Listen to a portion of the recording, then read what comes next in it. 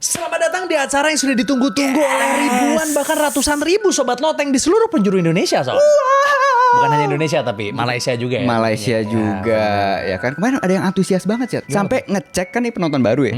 Seberapa kali kita upload dalam seminggu, Chat. Dan dia bilang cuma seminggu sekali. Padahal sebenarnya kadang kita seminggu 2 kali juga ya, Son ya. Kadang-kadang iya. Cuman yang satu lagi video yang tidak ada effortnya. Tetap effort loh. Bahkan sampai 40 menit kan? Sampai 40 menit yang terakhir. Oh, yang special edition iya. Itu ada effortnya banget. Tapi yang terakhir kita ngebahas tentang join ke close door itu waktu itu kan. Oh iya. Belum ada yang spesial lagi ya. Belum ada yang special edition lagi. Nah, menurut kalian gimana nih kira-kira nih? Kalian enjoy nggak dengan konten special edition kita gitu? Kalau misalnya enjoy, tulis di komen yang pasti. Komen special edition. Nah, gitu. Sekarang gimana? Kira-kira ente ada yang seru nggak? Seminggu yang seru sih. Oh, kemarin, Chat. Kenapa tuh? Jadi kemarin gue ini ngide kan. Ikut demo Anda, ikut demo. Enggak dong. Enggak. Jadi gue kemarin iseng lari malam, Chat. Lari malam sama cewek gue sama temannya satu kan. Ya kan. Di mana tuh? Ada di Alsut. Oh, bukan di GBK bukan? Enggak. Ini kan malam-malam ada jogging tracknya gitu kan, dia kan. Gak gaul. Nah, terus pas lagi ini baru parkir kan. Jadi parkirnya itu di perumahan tempat adeknya cewek gue kan. Orangnya nggak ada tapi parkir di situ. Nah, terus di depan rumahnya itu ada burung beo, Chat. Terus? Jadi kan kayak kita kasih tahu kan ke temannya cewek gue ini kan. Tuh ada burung beo loh, bisa ngikutin suara gitu kan. Niru bisa ya. niru suara gitu. Cewek gue langsung ini kan, halo gitu kan. Dibalas tuh, halo. Ini lagi malam nih, jam 10 malam nggak masalah. Udah tawa-tawa. Terus tiba-tiba temannya cewek gue ngomong gitu, kalian dengar ini nggak? Ada cewek pakai baju merah gitu. Si Beo-nya ngomong begitu. Si Beo-nya ngomong gitu terus bilang, gue kira bercanda kan. Gue dengerin tuh, bener sih ya ternyata. Gue langsung refleks, gue ngomong kan, iya lagi. Gue langsung lari kenceng banget. Oh gitu. Gue lari kenceng. Megawati lagi lewat situ. Ternyata apa gimana? Gue langsung lari kenceng, cewek gue tinggal. Oh gitu. Cewek gue tinggal kan. Oh, lu lihat maksudnya? Enggak denger. Jadi Beo ini ngomong ada cewek pakai baju merah. Tapi kan Beo kan nadanya tinggi kan. Iya. Ada cewek pakai baju merah. Ada cewek pakai baju merah. Ngomong gitu. Langsung lari kenceng gue. Gue ngeliat belakang kan. Lu tinggal. Gue tinggal. Terus temennya cewek gue kayak mau lari juga tapi dia lari ke arah mobil. Gue lari ke arah keluar komplek.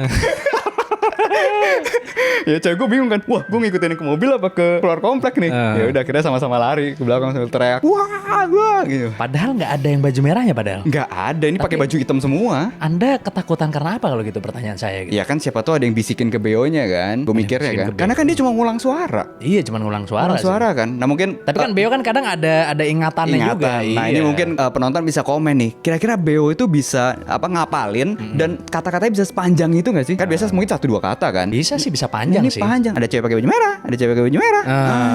Bahkan ada Beo yang dia lebih panjang lagi Son daripada itu Son. Apa tuh, itu cerita tentang Raja Jawa Son. Ada itu speech panjang itu dia bisa ngapalin loh jawabannya. Ada ya? Ada. Beo-nya teman gua ada. Iya, cerita tentang Raja Jawa gitu-gitu. Raja Jawa, iya. Bukan tukang kayu kan ya? Bukan. Ada. Coba kalau ente ada cerita seru apa nih? Oh, kalau saya ada cerita seru begini Son. Apa ya sih? Ini sebenarnya lebih ke cerita aneh sih daripada cerita seru gitu ya. Jadi di suatu malam itu saya lagi belanja ke Indomaret gitu kan sama teman saya. Datang ke Indomaret, terus habis itu mau bayar dong kan, udah beli apa segala macam mau bayar ya kan. Ini beli permen bukan, Cet? Oh enggak, bukan beli permen. Oh, bukan beli permen lah. Beli tisu buat di mobil maksudnya. Iya, bukan yang ada sihirnya, bukan. Pas saya mau bayar itu kok saya ngedengar kok ada suara lagu Harry Potter gitu. No. Kok saya familiar nih. Ada lagu Harry Potter sama ada orang ngomong itu suaranya saya familiar ini. Oke. Ternyata lagi nonton video kita Son. Kasirnya Son. Di atas 12 nih lagi nonton. Di atas 12 yang shortnya lagi nonton video kita Son. Ya gue kan bingung kan, gue harus gimana gitu kan. Maksudnya orangnya nonton doang soalnya gini gitu kan. Padahal gue udah di depan kasirnya dia gitu. Cuman dia sambil ngelayanin bayar gitu, sambil nonton gini gitu. Maksudnya apa ya? Gue bingung. Maksudnya apa nih? Maksudnya mau nanya, mau mastiin langsung ngelihat muka gue terus habis itu ngelihat sini apa gitu sebenarnya gitu. Ya kan? Gue sampai teman gue kan lagi milih-milih roti kan. Gue datengin teman gue ya kan. Karena gue kan nggak enak orang dia ngeplay video depan muka gue kan. Gue kan nggak enak lah kalau gue stay di situ terus kan. Kan gue kira kan mikirnya tadi mungkin mungkin lagi lewat doang. Lagi lewat kali ya di FYP-nya gitu. Sampai saya pulang gitu San. Masih Anda menonton video di atas 12 di depan muka saya. Anda ini maunya apa gitu? Saya bingung. Anda mau mastiin, tanya aja sama saya gitu maksudnya gitu kan. Nah, atau mau foto, ya ngomong aja gitu. Itu gue kejadian aneh buat gue tuh minggu kemarin. Dan gak dibahas sama sekali ya. Soalnya orang nggak ngomong apa-apa. Nggak ngomong apa-apa Nggak ya? ngomong apa-apa. Jadi dia nonton aja, udah nonton, babet, sambil ngelayanin gue bayar, udah nggak ngomong apa-apa. Udah gue pulang, gue ngomong sama teman gue, itu kenapa tadi aku begitu sih? Teman gue nggak sadar. Ya udah pokoknya intinya gue bingung aja nih sebenarnya kasirnya mau apa gitu. Maksudnya apa pengen nanya ini lu apa bukan apa gimana gitu loh. Itu loh. Masih kalau ketemu gue gitu, sapa aja guys gitu, jangan malu-malu gitu. Gue juga pasti akan menerima gitu. Kita bisa ngobrol-ngobrol sedikit-sedikit ya nggak ada masalah gitu sana. Asal jangan bikin bingung seperti itu. Saya bingung ini motifnya apa sebenarnya orang ini gitu loh. Gitu. Udahlah daripada berlama-lama mendingan langsung aja kita mulai. Selamat datang di episode yang sudah ditunggu-tunggu sampai berminggu-minggu oleh para semua penonton Sobat Oteng. Selamat datang di episode baru dari Di Atas 12.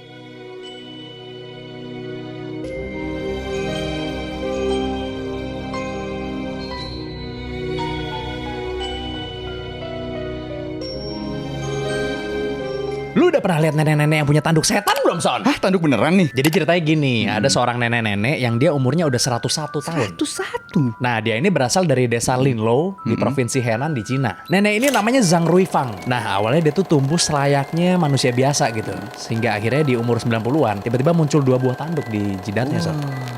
Ini maknya Yuzong apa gimana nih? Bukan dong, bukan dong. Jadi awalnya ini cuman benjolan doang Son di jidatnya. Oke. Tapi lama-lama muncul ke permukaan. Yang satu itu panjangnya sampai 6 cm Son. Yang satu lagi itu udah nongol dikit tapi belum panjang-panjang banget, masih pendek. Jadi tanduknya tuh panjang sebelah gitu loh. Bentuknya kulit atau bener-bener keras?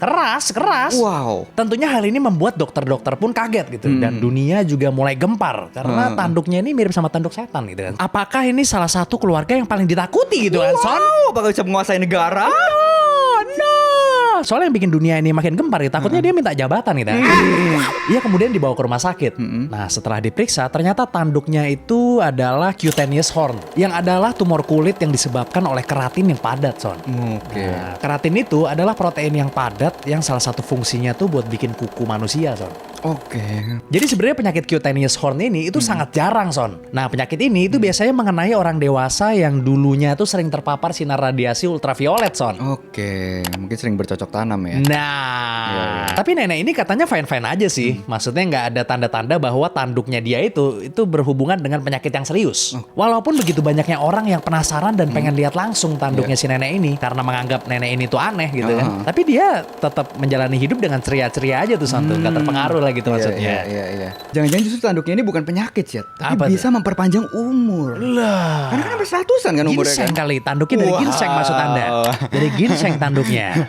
Emang penyakit yang satu ini cukup unik sih, Son, sih. Kalau misalnya lu lihat, lu pasti nggak pernah lihat lah ini terjadi di orang lain gitu. Sehingga pasti orang udah menganggap, wah ini pasti kutukan ini. Wah. Kamu dulu pernah melawan orang tua atau tidak? Pasti nanya gitu. Iya sih, benar. Kamu dulu pernah durhaka gak? Bener sih. Di Cina kan juga banyak percaya mistis-mistis juga kan sebenarnya kan. Bener sih. Jadi pasti heboh juga orang-orang di sekelilingnya gitu. Bayangin aja udah nenek-nenek umur 100 ya kan. Terus dia ngomongin di desa ya kan. Sepertinya jelmaan setan. Nah, apalagi nenek-nenek bertanduk itu takutnya meresahkan kan biasanya kan warga-warga kan. Kenapa itu? Enggak pikiran warga-warga aja. Oh, pikiran gitu warga-warga. kan. Maksudnya nenek-nenek bertanduk biasa meresahkan gitu kan. Nah, saya kira ada jokesnya tadi. Enggak berani. Soalnya kalau nenek-nenek bertanduk tidak meresahkan kalau buat saya. Oh, gitu. Tapi kalau pemerintahan yang di ujung tanduk itu agak meresahkan buat saya. Cuman ya emang unik lah, sehingga ini menjadi pembahasan yang sangat viral di dunia gitu. Banyak orang yang penasaran gitu, kenapa bisa punya tanduk gitu nenek-nenek ini gitu. Karena kan tanduknya itu kan tadi kan terbuat dari keratin padat ya, maksudnya protein padat yang biasa dipakai untuk bikin kuku kan. Berarti kan tandanya kan keras tanduknya, Son. Apalagi kalau dalam bentuk padat, kuku dipadetin, coba bayangin, pasti keras iya kan? sih, keras banget sih pasti sih. Kayak gading kali, mungkin gading yang ini bukan gading Martin bukan. Ya kayak gading kali, gading gajah kali ya. Jadi sebenarnya ya awal mula saya tahu cerita ini itu saya agak prihatin juga dengan nenek-neneknya gitu. Karena pasti orang menganggap, wah ini apakah bisa menjadi bentuk pesugihan ini atau ya kan di desa-desa di Cina kan nggak tahu kita. Iya. Dan itu kalau menurut gua kalau dipotong juga nggak sakit kali ya. Kayaknya sih nggak bisa dipotong deh kayaknya deh. Wow. Soalnya nggak dipotong kan? Sampai sekarang nggak dipotong Nggak gitu. dipotong ya. Mungkin kalau dipotong bisa menyebabkan sesuatu apa misalnya pendarahan atau apa kita nggak tahu. Bisa jadi nggak tahu. Harusnya sih kagak sih tapi ya. Tapi penasaran sih, semoga ya siapa tahu bisa di CT scan akhirnya kan jadi bisa ngelihat apa gitu kan. Tapi untungnya nenek-nenek bertanduk ini ya masih ceria tadi kan. Bukan oposisi kan nenek-nenek bertanduk ini kan. Bukan ya? oposisi, bukan. Okay. Maksudnya yang anaknya itu nggak oposisi sebenarnya. Nah, cuman ibunya yang oposisi. Jadi memang orang-orang di desa-desa itu masih banyak yang umurnya sampai ratusan gitu-gitu. Kira-kira apa rahasianya Son bisa umurnya sampai 101 gitu ya Son kira-kira ya Son? Pasti udara yang bersih sih pastinya sih. Oh, udara dan yang gizinya kan. Kalau udara yang kotor nggak bisa berarti hidup selamanya? Ya mungkin bisa, tapi nenek ini mungkin harus berinvestasi di perusahaan ini sih ya. Perusahaan apa tuh emang? Nah, gue ceritain ya. Nah, coba silakan ceritakan. Lo tau gak sih kalau ada perusahaan yang bisa bikin lo hidup selamanya? Perusahaan apa tuh Son? Iya. Saya mau dong. Jadi ada sebuah startup asal Jerman yang menawarkan jasa untuk membekukan badan kita, menyimpannya, dan berharap suatu saat nanti ada teknologi yang bisa menghidupkan kembali manusia sih. Hanya dengan 3,5 miliar rupiah, lo bisa menggunakan jasa mereka untuk membekukan badan lo, Syed. Wow, murah sekali. Wow. Tapi mereka ada pakai hematnya juga. Oh, nah, apa lo tuh? cukup bayar 1,3 miliar, lo bisa ngebekuin otak lo doang, Syed. Oh. Lebih murah daripada beli rumah di Jaksel Son ya kan? Wow. Nah, jangan kira nggak ada yang pakai jasa mereka, Syed. Ada sekitar 650 orang udah daftar di perusahaan Udah mereka. daftar? Udah daftar. Waduh, mudah-mudahan bukan keluarga itu ya salah satunya. Jangan-jangan yang naik jet pribadi kemarin mau ikut program ini? Perusahaan ini bernama Tomorrow Bio. Didirikan tahun 2019 oleh Dr. Emil Kenziora. Oh. Seorang dokter yang berfokus pada penelitian kanker dengan tujuan berkontribusi untuk ilmu pengetahuan tentang memperpanjang hidup, Syed. Setelah Dr. Emil menyadari bahwa ilmu pengetahuan tentang umur panjang tidak berkembang dengan pesat, dia akhirnya banting setir ke biostasis ini, Syed, atau pembekuan makhluk hidup. Cara kerjanya pun tidak main-main. Tomorrow Bio menyiapkan ambulan khusus yang bisa menyimpan dengan suhu minus 76 derajat Celcius yang tersebar di berbagai wilayah di Eropa. Karena kan ini perusahaan di Eropa kan. Nah, walaupun yang mendaftar tuh baru bisa yang berdomisili di Eropa, tapi kalau misalnya lo meninggal di luar Eropa, lo tetap bisa dijemput, Syed, menggunakan pesawat khusus. Jadi dia bilang kalau servisnya itu bisa menjangkau di seluruh dunia. Tomorrow Bio ini bekerja sama dengan perusahaan Switzerland untuk sebagai tempat penyimpanannya. Jadi tubuh lo bakal disimpan di suhu minus 196 derajat Celcius menggunakan liquid nitrogen. Jadi dijamin sama mereka badan lo itu bakal disimpan sampai kapanpun, sampai ada teknologinya yang bisa menghidupkan manusia. Kalau lo kira-kira kalau lo punya uang gitu kira-kira lo bakal nyoba gak? Kalau uang gue berlebih nih, nggak berseri ya, duit gue ya, pokoknya udah nggak kepikir duit lagi, gue mungkin nyoba sih. Oh, lo nyoba gitu Mungkin ya? nyoba lah. Kalau gue sih kayaknya nggak bakal nyoba sih. Kenapa sih? Ya karena bisa jadi di dalam tubuh kita ini ada jiwanya gitu kan. Kemungkinan besar lah, gue yakin lah bisa dibilang Iya, bahwa iya. tubuh kita ini ada jiwanya gitu. Kalau misalnya, oke, nanti otaknya bisa disimpan misalnya, nanti bisa dihidupin lagi. Nanti yang hidup lagi itu sebenarnya otak kita doang apa kitanya ikut hidup lagi gitu loh? Kan pertanyaan itu kan. Iya. Jiwa kita nih ikut hidup lagi apa enggak kan? Kayaknya nggak mungkin gitu kan. Kalau Mungkin menurut gue kesadaran kita ya, bener-bener kesadaran kita kan. cuman otaknya doang, gue takutnya kita tetap jadi arwah. Yang hidup tuh versi cloningan dari kita gitu loh. Nah, Sob. jadi Itu bukan gitu kita aja. tapi organnya kita gitu kan. Organnya kita, dia tingkah lakunya kayak kita, tapi itu bukan kita cuma bisa nonton doang ya buat apa gitu maksud gue. Mending sekalian kalau Iya, gue iya. gitu loh. Tapi biasanya ini pasti akan customernya ini pasti adalah orang-orang yang maksudnya dia punya bisnis besar kan, yang dia saya pengen 20 tahun lagi bisnis saya masih besar. Nah, Saya nggak percaya kalau orang lain yang megang misalnya. Biasanya kayak gitu-gitu yang ambisinya menjadi nomor satu. menjadi nomor Usaha satu nomor terus satu ya. yang kayak gitu-gitu tuh. Emang masa depan ini kalau misalnya dipikir-pikir tuh ada bagusnya, ada mengerikannya juga gitu ya. sebenarnya. Nah, curiosity kills the cat nih. Karena kita nggak pernah tahu gitu di masa depan kira-kira apa yang sebenarnya akan terjadi gitu kan. Betul sekali. Nah ini gue ada salah satu cerita mengerikan juga. Tapi kali ini bukan tentang masa depan. Tentang apa sih? Kali ini tentang sebuah pulau. Pulau reklamasi kah? Oh, dengerin nih. Ada satu pulau yang kalau misalnya lu datang ke situ, pasti lu nggak bisa pulang, Son. Kenapa sih? Jadi pulau ini tuh namanya Quemada Grande. Atau banyak gue yang menyebut pulau ini sebagai Snake Island. Wow. Snake Island ini itu terletak sekitar 33 km di bawah Brazil. Saking bahayanya pulau ini, pemerintah Brazil tuh sampai nge-ban pulau ini, Son. Wow. Jadi dilarang masuk gitu. Karena banyak ularnya atau apa ya? Nah, itu dia. Jadi selain di pemerintahannya sendiri, di pulau ini juga ada ularnya, Son. Sebenarnya pulaunya cukup kecil gitu ya, sekitar 43 hektar doang. Oke. Tapi pulau ini itu memiliki sekitar 4.000 ekor ular, Son. Waduh. Di dalam pulaunya. Jadi kalau di rata-rata nih, setiap lu berjalan sekitar 107,5 meter, lu pasti menemui satu ular, Son, minimal. Di pulau ini. Masalahnya nih, yang paling banyak populasinya di sini itu adalah salah satu ular paling mematikan di dunia yang namanya Golden Lancehead Vipers. Jadi di zaman dulu di tahun 1800-an orang-orang Brazil tuh pada datang ke situ buat mencoba ngebakar pulaunya biar ularnya pada musnah semua. Karena pulau ini tuh mau dimanfaatkan untuk bercocok tanam. Tapi ternyata sangat sulit nih buat ngebakar pulau ini karena yang pertama tanahnya nggak rata dan juga banyak bebatuannya. Jadi pas pulaunya dibakar, ular-ularnya tuh pada ngumpet di selipan-selipan batunya itu, Son. Jadi nggak semuanya bisa musnah gitu loh. Akhirnya pas para pelaut datang ke situ, mayoritas pada metong semua, Son, gara-gara ular ini. Berbahaya sekali ya. Nah, hingga akhirnya pemerintah Brazil memutuskan untuk membangun sebuah mercusuar untuk mengingatkan para pelaut bahwa pulau ini tuh pulau yang berbahaya gitu. Jadi biar nggak mampir. Iya. Jadi pemerintah mengutus satu orang untuk menjaga mercusuar tersebut. Nah, akhirnya si orang yang diutus ini itu ngajak keluarganya buat tinggal di situ. Waduh. Ya orang ini pasti mikirnya kan mercusuar kan tinggi, Son, ya kan? Harusnya aman. Iya. Gak lama kemudian tentara Brazil datang nih buat ngecek si penjaga mercusuarnya sama keluarganya. Kemudian para tentara tersebut menemukan si penjaga mercusuar tersebut beserta dengan keluarganya semuanya meninggoy, Son. Waduh, kasihan sekali. Katanya sih mereka meninggoy karena beberapa ular itu ada yang nyelip lewat jendela, Son, dan masuk ke dalam rumah. Kemudian ular-ular tersebut itu menggigit mereka ketika mereka sedang tidur, Son. Akhirnya pemerintah memutuskan untuk nggak ngirim orang lagi buat jaga pulau tersebut. Kemudian mereka mengganti protokolnya dengan menyuruh para tentara mengecek pulau tersebut setahun sekali. Jadi pulaunya kosong tuh, nggak ada yang jaga. Sampai saat ini yang boleh masuk ke Snake Island itu hanyalah tentara dan para researcher. Dan itu pun juga harus mengikuti aturan yang sangat ketat, Son, dari pemerintah. Di Brazil kan juga penghasil tanaman dan buah-buahan juga kan, Son. Kan pohon pisang juga di sana pada nanam juga. Iya, kan banyak emang orang Asia tinggal di Brazil itu kan. Oh iya. Banyak orang China, orang Jepang setahu gue banyak juga di Brazil. Oh iya. Jadi banyak turunan blasteran gitu loh. Jadi orang Jepang dengan Brazil itu banyak katanya. Banyak. Sumpit berarti makanya orang Brazil. Bagaimana sih? Bisa jadi. Iya. Padahal pemerintah udah mikir kan, wah 40 hektar buat nanam sawit lumayan nih. Nah, kan buat ibu kota baru juga lumayan. Ya kan? Berarti tekadnya kurang kuat ya pemerintah Brazil ini. Nah, beda sama pemerintahan yang satu ini sih ya. Apa tuh? Lu bayangin nih Syed ya, di mana seluruh pemerintahan ingin meningkatkan gizi dari rakyatnya, pemerintahan yang satu ini justru ingin menurunkan gizi dari rakyatnya, Syed. Ya begitu, John. Saking makmurnya ya. Saking makmurnya. Lo tau gak ada orang yang saking gembrotnya sampai disuruh diet sama pemerintah, Syed? Loh, kok bisa begitu, John? Seorang remaja 17 tahun bernama Khalid bin Mohsen Sari memiliki berat mencapai 610 kg, Syed. Wah, berat sekali itu. Dia sampai harus berbaring di tempat tidurnya selama lebih dari 3 tahun, Syed. Karena nggak bisa jalan. Sampai akhirnya di tahun 2013, Raja Abdullah yang mengetahui kondisi dari remaja ini lewat TV, ikut turun tangan untuk membantu Khalid supaya sehat dan normal kembali. Raja Abdullah menyuruh memindahkan Khalid menggunakan forklift, Syed, sampai Syed.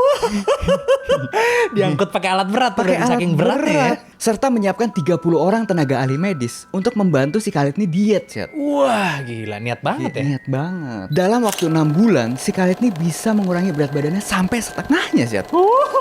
6 bulan doang itu. 6 bulan. Itu berarti lebih cepat dari Osini itu berarti. Sadis. Setelah melalui program diet yang ketat dan tentunya operasi-operasi ya. Akhirnya di tahun 2023, beratnya itu sekarang hanya 63 kilo, Syed. 63 kilo ya? 63 dari kilo. 600. Dari 600. Sepersepuluhnya berarti itu. Sepersepuluhnya, buset. Luar biasa. Selain masalah kesehatan, tentunya si Khalid ini menghadapi banyak tantangan juga, Syed. Nah, jadi contohnya kayak psikologis, mental, lu kan dia kena semua tuh. Iya pasti. Karena kan dia sangat nggak percaya diri. Di atas kasur terus, ya kan, nggak pernah keluar rumah. Antisosial, ya kan? Karena mau jalan aja nggak bisa ya. Nah, jadi akhirnya pemerintah juga menyiapkan terapis, ya. Oh gitu ya? Iya. Ngapain terapisnya? Iya, bantu-bantu psikologi dong. Oh, bantu-bantu psikologi. Iya. Bukan yang mijet ini berarti ya? Oh, bukan. Kan kira badannya pegel-pegel atau kenapa gitu kan? Sampai akhirnya Khalid sukses melewati semua tantangannya, sih ya. Oh. Dan bahkan si Khalid ini dijuluki sebagai The Smiling Man. Oh gitu ya? Iya. Karena sekarang nyengir mulu. Jadi vibes-nya itu positif banget sekarang. Auranya positif. Keren gitu. ya. Pemerintahnya sampai memperhatikan rakyat sampai segitunya, sampai segitunya. Itu saya yakin banyak dana yang keluar itu sana untuk mendukung banget pastinya. Si orang ini turun berat gitu kan. Nah, ya pasti ada banyak cara lah pemerintah ini kan. Karena kan resource-nya sangat banyak dia kan. Iya. Tapi memang ya kesejahteraan itu juga kadang juga kalau berlebihan ya memang mengerikan juga itu, Son. Contohnya kayak yang ini kan beratnya sampai 600 kilo. Itu jantungnya mompanya pasti sudah tolong ledakan saja saya. Masih begitu. Itu kalau bisa ngomong tuh ya jantungnya. Kalau bisa ngomong jantungnya masih ngomong begitu itu. Wah. Bahkan saya dengar-dengar jantungnya orang itu lebih keras kerjanya daripada Cristiano Ronaldo. Saya dengar-dengar, Son. lebih persistan dari Kobe Bryant ini orang ini ya kan, sehingga itu bisa menjadikan hal gemuk yang berlebihan itu mengerikan. Mengerikan sekali Gitu pastinya. Kalau saya percayanya ya, lebih pastinya ke kesehatan sih, Ziat. Oh gitu ya. Kesehatan. Maksudnya apa, sayangilah tubuh, Sayangilah walaupun gemuk tubuh. ya masih nggak apa-apa, tapi jangan sampai mengganggu kesehatan gitu ya. Nah, betul. Nah, kalau ente gimana, Ziat? Ya kalau saya begitu juga. Begitu juga Kalau ya. bisa sih jangan gemuk tapi. Iyalah, karena balik lagi kalau sehat itu kan ya pasti harusnya ideal kan badannya kan. Harusnya ya. Ideal dan nggak ada salahnya juga kita olahraga. Betul. Karena olahraga seru juga gitu. Seru kok, seru. Dan rilis endorfin juga. Betul. Jadi lu akan dapat banyak hal sebenarnya dari melakukan berolahraga gitu. Jadi menurut gue ya gak ada alasan buat gak berolahraga sih kalau Iya menurut sih, gue sih. pasti Nggak ada pasti alasan pasti. sih. Dia jangan Gitu. menganggap enteng lah pokoknya lah. Nah itu hal yang cukup mengerikan itu kalau Cukup kita mengerikan. teruskan. Apalagi kalau orang yang stress eating misalnya kan lagi stres, wah makan terus ya kan. Kan ada tuh yang begitu tuh Iya. ya. Ya itu kesannya aja stres lu hilang. Padahal sebenarnya lu hanya menutup mata aja sebenarnya. Iya, benar. Stres lu mah masih ada di sana gitu. Kalau terlalu terbiasa seperti itu akan jadi sesuatu hal yang mengerikan ujung-ujungnya nanti bagi kita. Tuh, tapi masih kalah mengerikannya sama cerita gue yang satu ini soalnya. Apa tuh, Syat? Gitu. Ini gue akan menceritakan suatu tragedi yang menurut gue ini cukup mengerikan, Son. Ini adalah cerita tentang seorang wanita yang kehilangan jidatnya, Son. Hah? Jidat? Jadi ceritanya di bulan Desember tahun 2006 ada seorang wanita yang bernama Grain Keely. Di suatu malam dia lagi naik mobil sama pacarnya nih. Pacarnya yang nyetir, dia duduk di sampingnya. Nah, cewek kadang kalau udah comfort banget kan kadang suka naikin kaki tuh ke atas dan sebagainya. Kira-kira ngapain tuh, Syat, ngangkat kaki, Syat? Nah, pegel kakinya dong Oh, tentunya. oke. Ngapain lagi? Nah, si Kili ini ngelakuin itu. Namun tiba-tiba mobil yang mereka bawa dengan kecepatan 120 km per jam ini tergelincir, Son. Waduh. Karena permukaan aspal yang beku pada saat itu. Kemudian pacarnya si Kili yang bawa mobil itu kehilangan kontrol. Sehingga akhirnya mobil mereka menabrak tembok, Son. Oke. Tentunya ketika mobil nabrak tembok pasti keluar airbagnya dong. Iya. Nah, karena kaki si Kili ini diletakkan di atas dashboard, begitu airbagnya keluar, kaki si Kili kemudian terpelanting hingga akhirnya dengkulnya menghantam mukanya sendiri dengan sangat keras, Son. Hal ini membuat si Kili mengalami patah tulang muka di hampir seluruh wajahnya. Bahkan cairan otaknya ini sampai bocor, Son, saking parahnya. Kemudian Kili menjalankan banyak sekali operasi, nggak sekali doang jadinya. Ternyata dokter menemukan infeksi di jidatnya, sehingga jidat dari si Kili ini terpaksa harus dipotong, Son. Untungnya di tahun 2009 dokter menemukan cara untuk mengembalikan jidatnya si Kili ini, yaitu dengan cara menggantinya dengan keramik, Son. Loh. Ini granit sama marmer, Syat? Made in China pokoknya. Akhirnya sekarang si Kili bisa kembali normal lagi nih kayak orang pada umumnya. Wow. Makanya buat kalian yang suka naruh kaki di atas dashboard, hati-hati guys. Nah, hati-hati ya. Ini kira-kira si Kili kalau nyundul orang tuh gimana, Syat? Kira-kira, Syat? Waduh, masih kalah Ronaldo. Waduh. Ya kan. Sekarang sudah lebih keras dari helm Gojek, Son, jidatnya, Son. Saya dengar-dengar. Lebih dari SNI nih, Syat. Itu dia, Son. Tapi alhamdulillah sekarang sudah baik-baik saja. Kondisinya jidatnya juga sudah balik normal. Sekarang dia bentukannya udah sama kayak wanita pada umumnya lah gitu, manusia pada umumnya gitu. Oke. Jadi ini hal simple yang ternyata bisa berbahaya juga gitu, Son. Karena kakinya ditaruh di atas dashboard tadi gitu loh. Betul, walaupun sepele ternyata bahaya banget ya. Iya, dengkulnya kena kepalanya sendiri langsung. Dan keras banget sih, keras patah banget mukanya banyak, yang patah tulang di mukanya tuh banyak, nggak 1-2 doang. Hampir Iya, seluruh iya. wajahnya tuh patah mukanya, coba bayangin. Aduh, kasihan banget sih. Nah, Dan untungnya mungkin si cewek ini masih berada ya, keluarga yang berada mungkin ekonominya ya. ya mungkin Karena ya, kan pasti mungkin ya itu kan dia banyak operasi kan pasti butuh biaya. Iya. Nggak mungkin Tapi ini kan viral banget pada saat itu. Mungkin ada bantuan Mungkin ada juga bantuan ya. juga sih. Mungkin, Dan ini kan mungkin. negaranya kan negara maju, dia dari Irlandia. Negara maju, mungkin ada jaminan-jaminan gitu kan. Dari kita bisa. Oh bukan dari negara dong. Dari negara, ya. Mungkin ya. Atau ada yang bantu juga, karena ini viral banget beritanya sih pada saat itu. Ya intinya kalau misalnya kondisi nyetir apalagi dengan kecepatan tinggi ya, ya jangan aneh-aneh lah. Dan kalau di luar negeri kan memang cuacanya itu ada beberapa musim ya, soalnya maksudnya musim salju tuh sangat berbahaya juga di luar negeri. Berbahaya banget. Karena itu namanya black snow tuh yang tadi gue ceritain tadi. Iya. Black snow itu adalah ketika permukaan aspal itu ada lapisan esnya. Sampai ada lapisan esnya, Sampai ada ya. lapisan esnya. Itu namanya black snow dibilangnya. Nah, itu sangat berbahaya tuh karena jadi licin, Bro, kalau nyupir gitu loh. Betul. Ya pokoknya jangan aneh-aneh lah. Anggapannya yang mobil berhenti parkir aja suka dikasusin kan, Jet. Nah. Apalagi yang jalannya kenceng. Nah, itu dia. Gitu. Ya kan? Ya kalau misalnya, tapi dia masih untung si Kili ini, Son, kalau menurut gua, Son. Untung kenapa tuh? Untung karena dia cuma nabrak tembok biasa, bukan tembok kekuasaan, Son. Kayak nabrak tembok kekuasaan kan susah Son gitu Sulit, kan. sulit. Iya. Maksudnya ya kita jadi dihambat pasti kan kalau Pasti sampai menabrak. dihambat. Jangan sampai akhirnya mesti nurut juga sih ya. Nah, gitu Gitu. kan Son ya kan. Cuman ya sudahlah ya kan, let bygones be bygones ya kan. Oke. Apa yang sudah terjadi ya move on lah gitu maksudnya. Move ya on, kan? jangan terlalu penyesalan jangan terlalu panjang lah. Nah. Nah kali ini gue ada cerita Syat, seseorang yang sangat gigih sekali Syat, nggak pernah move on Syat. Oh begitu ya? Gitu. Gimana tuh ceritanya coba? Oke, gue ceritain ya. Tapi nanti dulu, orang ini udah punya partai apa belum pertanyaan? Aduh, enggak dong, enggak. Oh, bukan Enggak. politisi ya, bukan. Bukan. Ya? Oh, bukan. Tapi lagi berusaha masuk partai Syat. Aman kalau gitu, silahkan diceritakan. Ada seorang tentara yang saking gigihnya berperang, tidak pernah menyerah sampai puluhan tahun setelah perangnya berakhir Syat. Waduh, ini gam ini ya, gam. Bukan.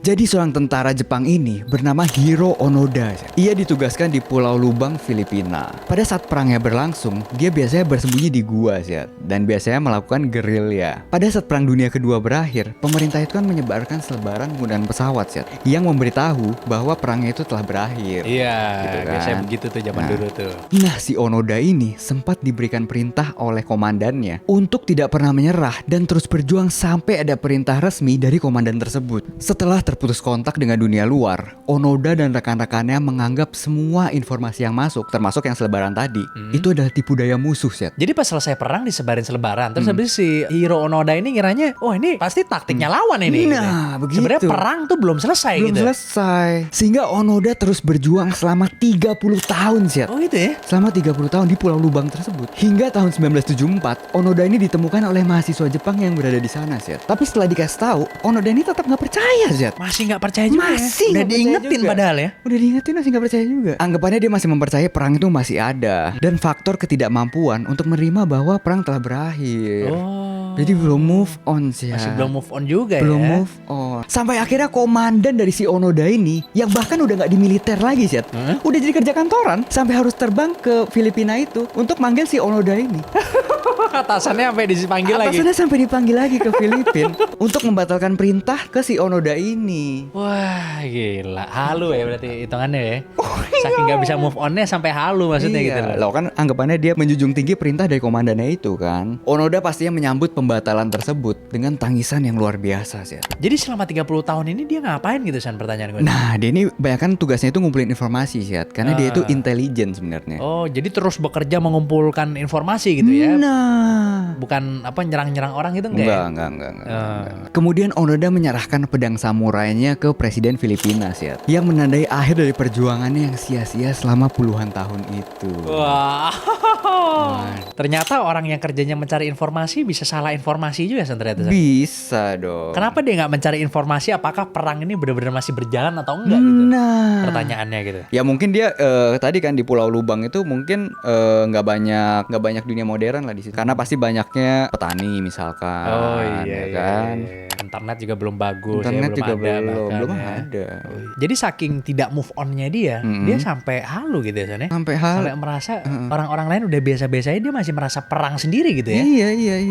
Gue yakin ini banyak sih, tapi terjadi di tentara-tentara di luar negeri tuh banyak pasti. Pasti. Pasti banyak terjadi karena kan emang kayak tentara di Amerika deh contohnya yang gue sering nonton film-filmnya gitu ya. Itu kalau misalnya dia habis bertugas pulang ke tanah Amerika lagi gitu, dia biasanya disuruh ke psikolog dulu, Son. Disediain psikolog untuk veteran gitu. Iya. Karena perang itu semengerikan itu. Semengerikan itu pasti. Sehingga bisa merusak psikologisnya orang gitu ya. Mentalnya pasti kena. Mentalnya ya kena, kan? ada yang jadi kasar misalnya, ada yang jadi kasar. minum-minum terus ya kan. Biasanya kan kalau cerita tentara kan begitu kan. kalau Iya, di karena Amerika. terbayang terus kan. Nah, Dan pastinya negara masing-masing itu punya cara sendiri lah untuk merehabilitasi tentara-tentara tersebut. nah itu dia. Iya, atau bisa juga disuruh joget. No. Siapa itu Bisa maksudnya? kan? Di Amerika Oh, dong. di Amerika. Di Amerika. Di Filipina kali bukan? Oh, di Filipina ada juga Ada pastinya. juga kan. Iya, Pasti Bong ada Marcos bukan? Bong Marcos. Tuh. Jadi ya rehabilitasi berbeda-beda gitu ya. San, ya. Beda-beda. Berbeda-beda ya. Beda-beda. Nah, tapi memang harus ada lah, makanya supaya tidak terjadi kejadian Harus ada seperti- joget tadi atau apa sih? Oh enggak, maksudnya rehabilitasi yang seperti apa psikolog atau Oh apa iya, gitu-gitu. itu harus emang pasti ada. Ya tiap orang beda-beda lah rehabilitasi. Kalau emang dia butuh untuk joget ya nggak apa-apa Nggak juga. apa-apa juga. Nggak apa-apa juga gitu kan. Yang penting jangan terlalu banyak nabrak gitu kan. Maksudnya takutnya nanti lah Yang ditakutkan kan itu ya kan. Kalau terbaik nabrak nanti rakyat sipil nggak bisa bertarung dengan ibaratnya apa army itu adalah hampir superhuman gitu. Iya. Dilatih untuk menjadi senjata kan. Jadi nggak bisa gitu rakyat biasa melawan army itu. Oh, bukan melawan temboknya bukan ya? Oh nggak bisa. Oh nggak bisa ya? Enggak. Oh tembok kan dari beton kuat ya kan. Wah, susah. Jadi harusnya emang ikut temboknya itu ya. Ikut temboknya lah harus itu harus ya kan. Nanti kalau udah sekian tahun temboknya udah mulai keropos-keropos. Kayak Shawshank Redemption tuh pakai sendok tuh nggak? Ngebuka temboknya pakai sendok tuh nggak lu? Oke sekarang daripada semakin panas ya soalnya semakin berbahaya. Terjun ke jurang. Nah, mending kita sudahi saja. Sudahi dan kita baca komen dulu. Yes. Kan? Let's go. Komen pertama dari @newinform. Nah adalah ucapan yang gue tunggu-tunggu di channel ini katanya Son. Dan saya berikan tuh. Nah. Terima kasih New Infomi. Tapi saya melihat ada juga Son yang bilang apa? Tolong nah-nahnya dihilangin katanya. Kenapa sih? Karena freak banget katanya. Aduh. Habis itu saya bilang, mendingan kamu nonton di sebelah aja. Di sebelah gak ada nah-nahnya. Saya bilang gitu.